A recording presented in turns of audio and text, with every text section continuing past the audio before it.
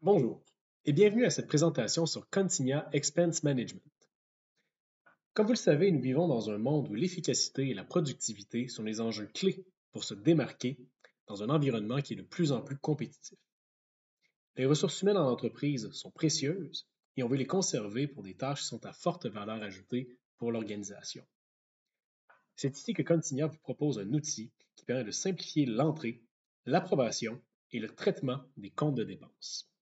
Alors, l'objectif est vraiment d'augmenter l'efficacité dans l'entreprise, de réduire le nombre de transactions qui sont manuelles et d'augmenter l'automatisation. Alors, comment ça fonctionne? Eh bien, c'est une solution qui est simple et intuitive pour tous les membres de l'organisation, que ce soit les requérants qui soumettent les comptes de dépenses, les approbateurs, qui sont souvent les gestionnaires, mais également pour la comptabilité avec une intégration qui est directement dans Business Central. Alors, chez Gestisoft, nous sommes un partenaire de Contigna pour l'installation et l'implantation de cette solution. Et aujourd'hui, nous allons regarder les différentes fonctionnalités et comment elles peuvent vous aider dans votre organisation.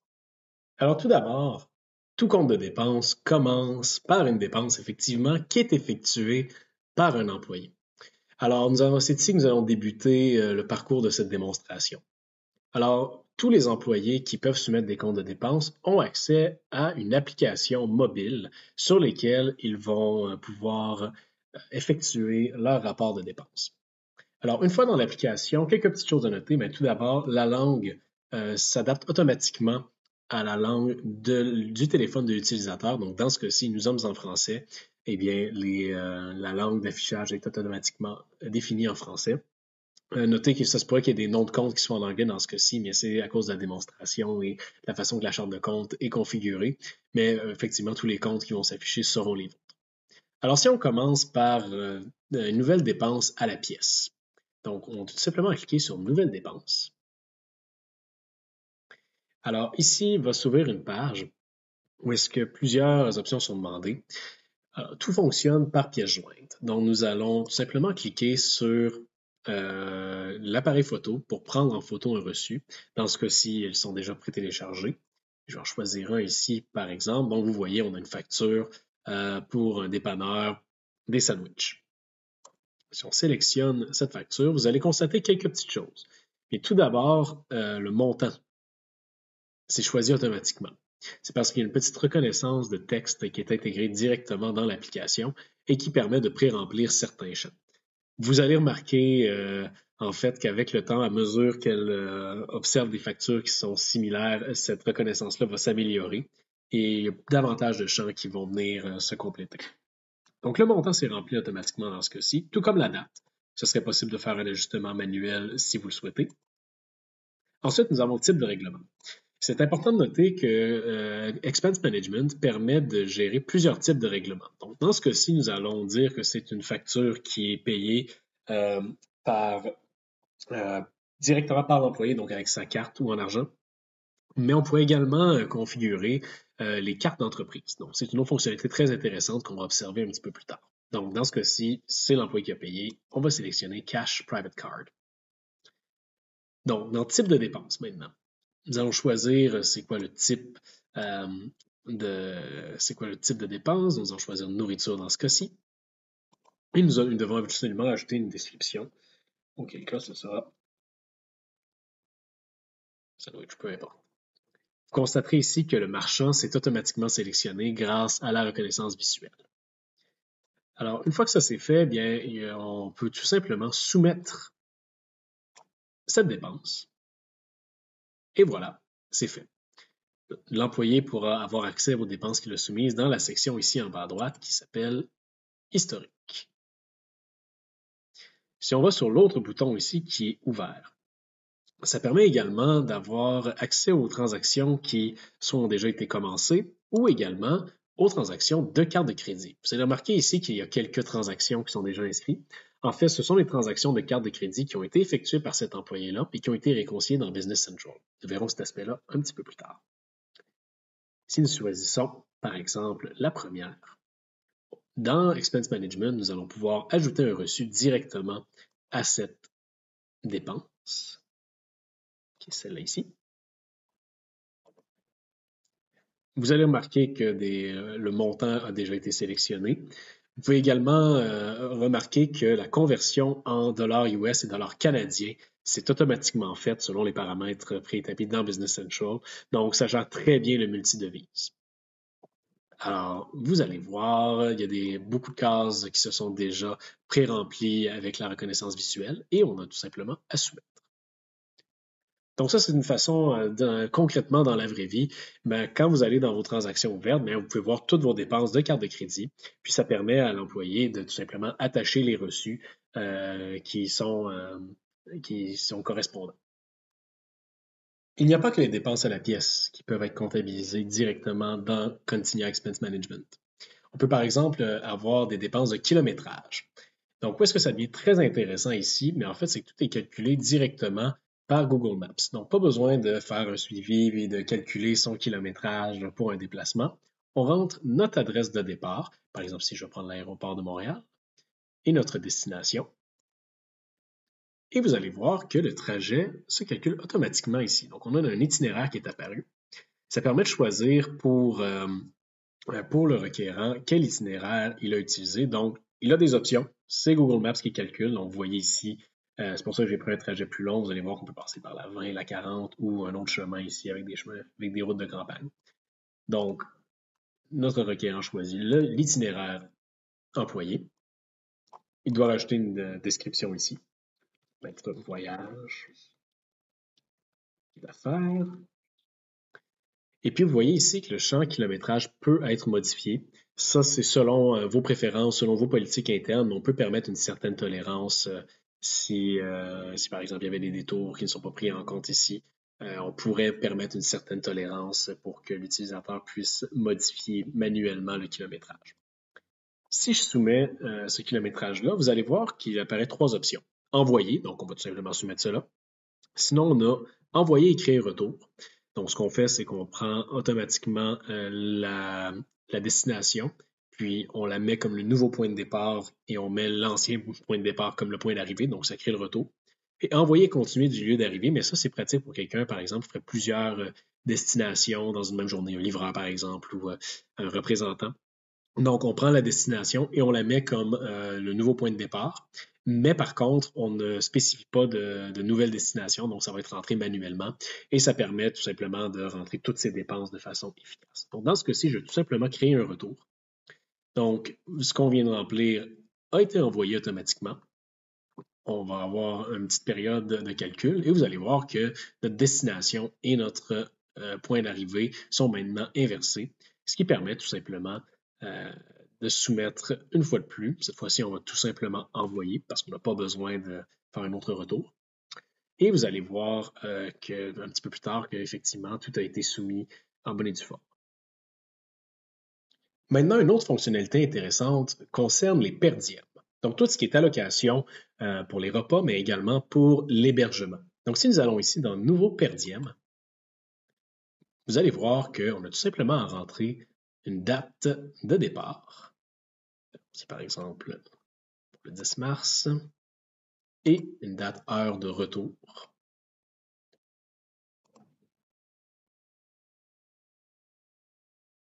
Je vais mettre une journée de plus tout simplement pour qu'on voit un petit peu plus de fonctionnalités. Alors, vous voyez ici, automatiquement, un nombre de jours se calcule automatiquement.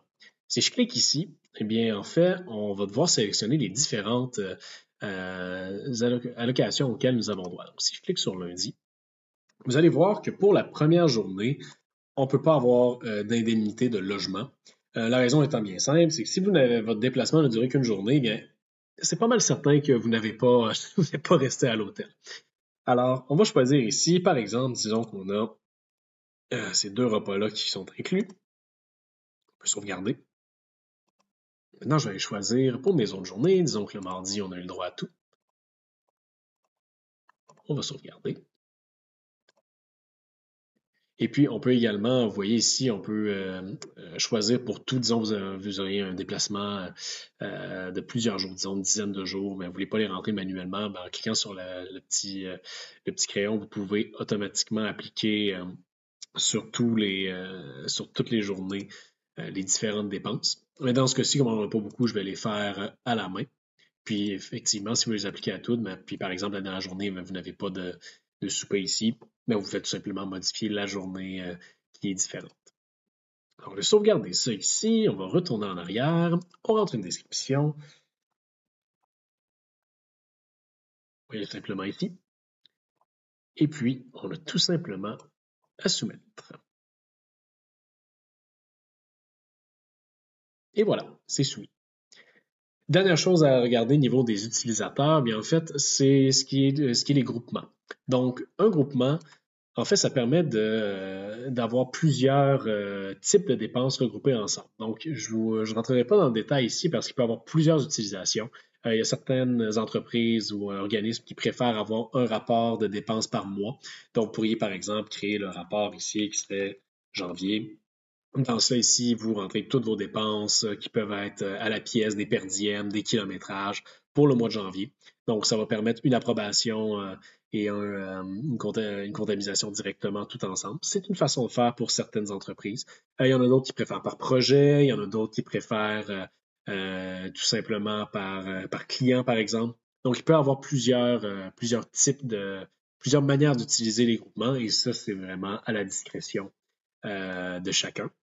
Une autre dernière chose à mentionner, en fait, c'est les petits boutons ici sur le côté. Ça permet de créer un modèle. Donc, disons, vous avez les deux exemples les plus courants, je vous dirais, c'est si vous avez un déplacement qui est très récurrent, très fréquent, bien, vous ajoutez un modèle. Ça vous permet d'avoir, de tout simplement recliquer dessus, vous changez la date, et puis voilà, pas besoin de re-rentrer toutes les adresses.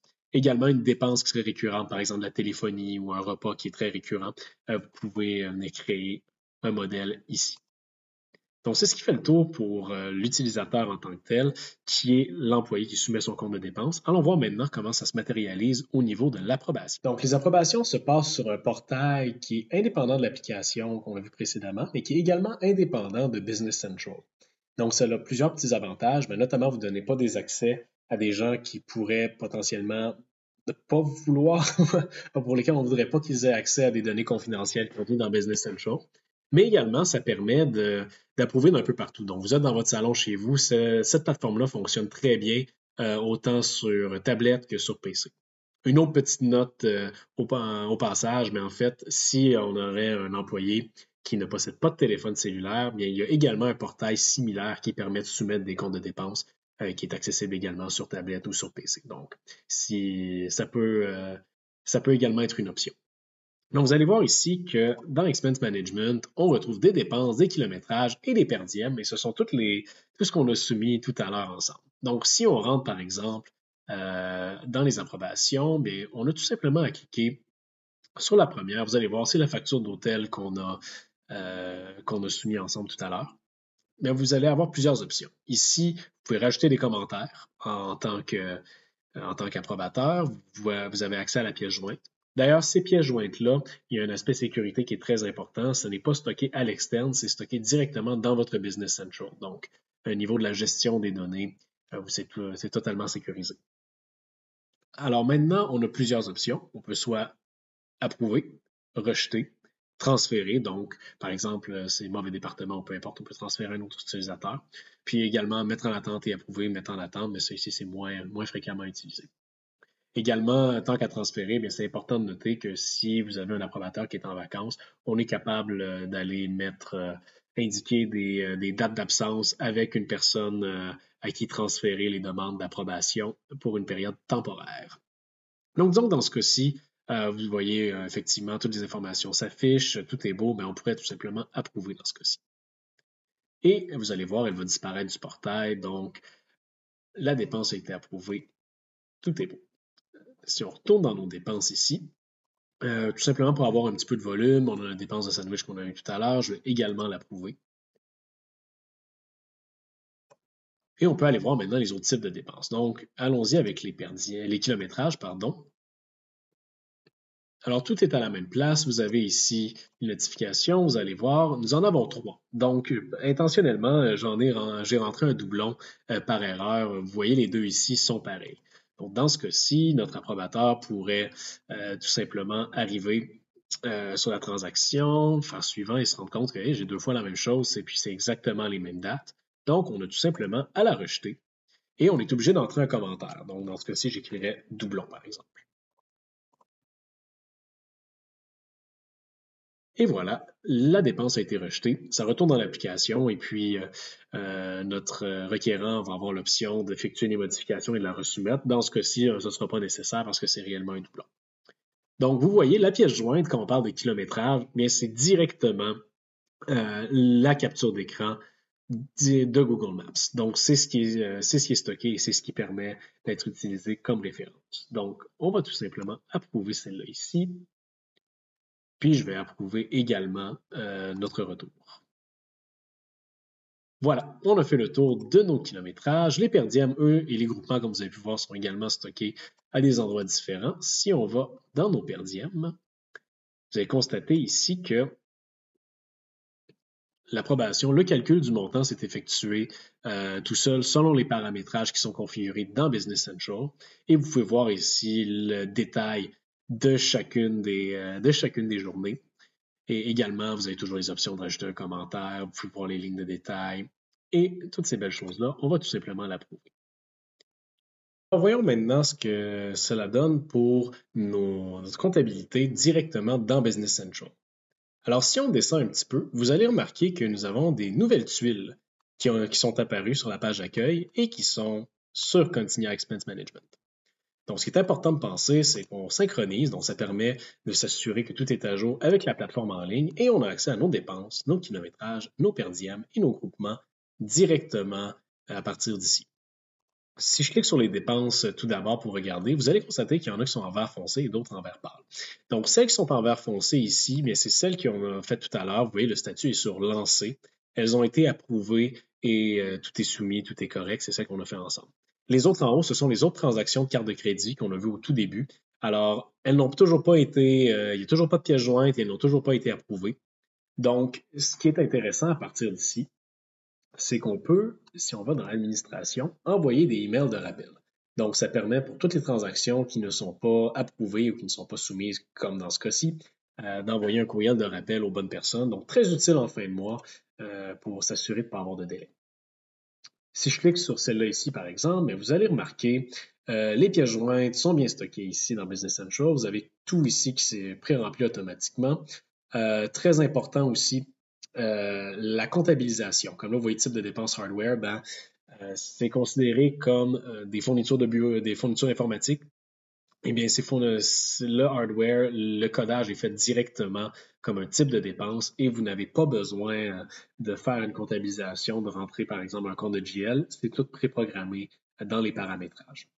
Un autre petit mot très rapide sur les taxes. Donc ici, à la fin d'exemple, il n'y en avait pas sur cette facture-là, mais c'est très facile à gérer également. Donc, tout simplement une petite entrée supplémentaire à faire au niveau du requérant pour soumettre la facture, mais tout va aller se comptabiliser très bien dans les bons comptes et également en fonction des régions fiscales. Donc, si vous faites affaire dans plusieurs régions fiscales, par exemple en Ontario, dans d'autres provinces canadiennes, aux États-Unis, bien tout simplement à configurer les taxes dans Business Central et tout ça va se gérer automatiquement selon vos configurations.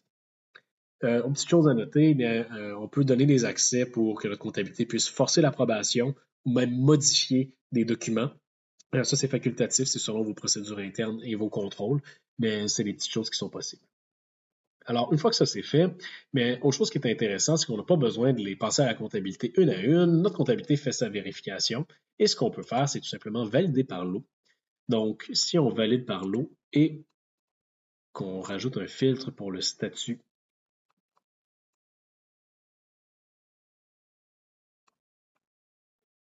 ici, et qu'on le met sur lancer, simplement faire OK. Et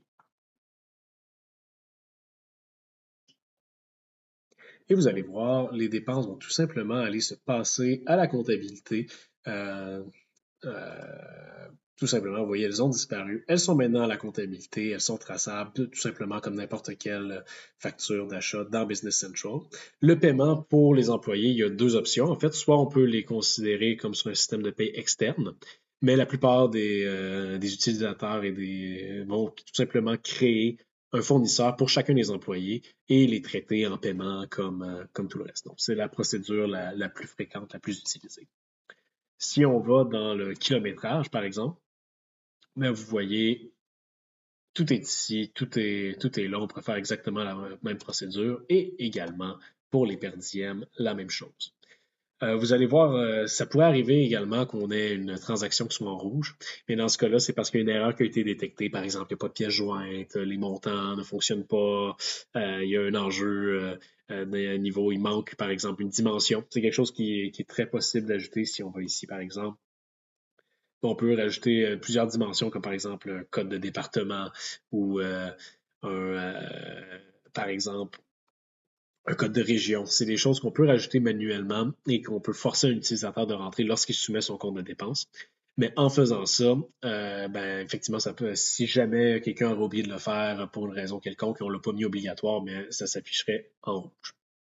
Alors, c'est ce qui fait le tour, un aperçu très rapide de la solution Continuous Expense Management. Bien sûr, il y a beaucoup de paramétrages et de personnalisation qui sont possibles, mais on n'aura pas le temps de toutes les couvrir aujourd'hui. Donc, si jamais c'est quelque chose qui peut vous intéresser, vous avez une interrogation ou un besoin plus spécifique, mais n'hésitez pas à contacter l'équipe de Gestisoft. Ça va nous faire un grand plaisir de vous accompagner, de vous guider vers ces besoins spécifiques-là ou de montrer des personnalisations plus avancées qui pourraient être utiles pour vous.